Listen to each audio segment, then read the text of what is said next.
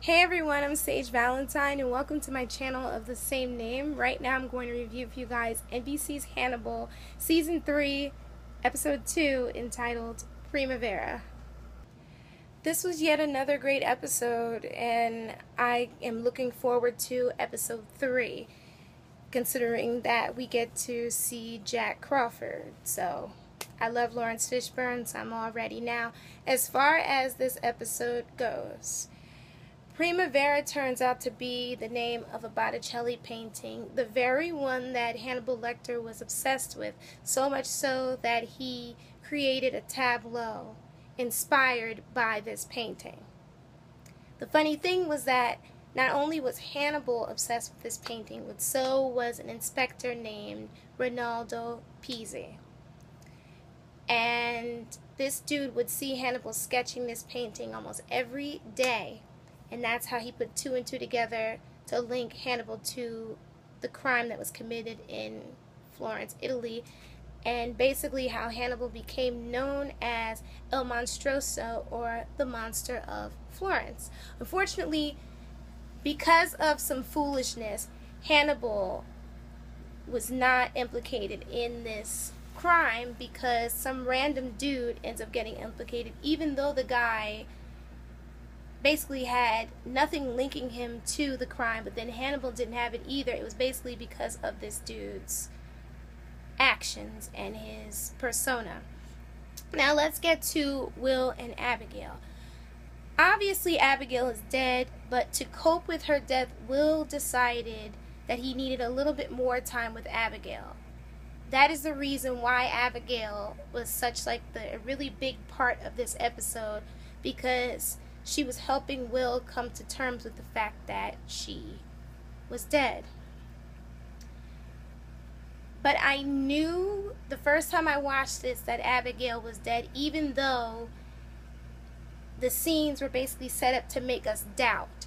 The reason why I knew was because of the way that Abigail was killed, and then the fact that it appeared that people were not really talking to Abigail, and she seemed to fade into the background. So when that scene happened in the chapel, when her throat opened up and everything, it was a done deal. Like, I already knew, as I'm telling you guys. Now, as far as Will in that chapel, it feels like Will has lost his grip on reality, and I'm not exactly sure if Will is sane at this point, because, you know, that heart body thing pops up in the chapel, but we never really see anybody put it there, even though with the other kills that Hannibal has done, we really didn't see Hannibal put it there. But it was just the way that it was staged. And then it was the fact that as Will was trying to do that mental thing he does with his imagination, that thing seemed to come to life and kind of leap out towards him and running over towards him. And then it was the fact that, like, we end up learning during the episode that Will had visited that chapel more than once. We were only clued into that one time, making us think that this was Will's first time in 8 months of seeing this chapel, but apparently he had been there quite a few times. Then there was just the whole idea of what Pizzi said, that it's kind of funny how this heart pops up when you come to the country, which does make sense. But again, you know how Hannibal is, and Hannibal wants to set up Will to make Will look bad at least once or twice, or get him arrested again. Hannibal just loves messing with them, and well, with Will and Jack, whenever Jack pops up. And hopefully if Alana's alive, he'll probably mess with Alana as well. Okay, what else about this episode besides the chapel and everything else? The fact that that Pizzi guy was able to investigate Hannibal, and Hannibal just left, not bothering him. That dude was lucky.